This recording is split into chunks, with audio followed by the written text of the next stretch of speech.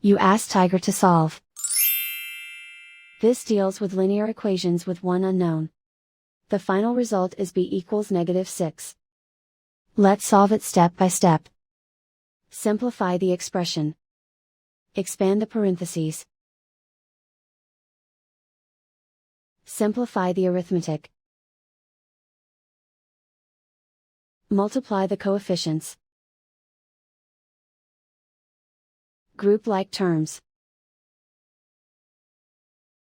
Combine like terms. Group all constants on the right side of the equation. Add 6 to both sides. Simplify the arithmetic.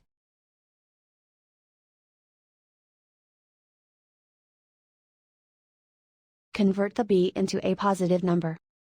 Multiply both sides by -1. Remove the ones. Simplify the arithmetic.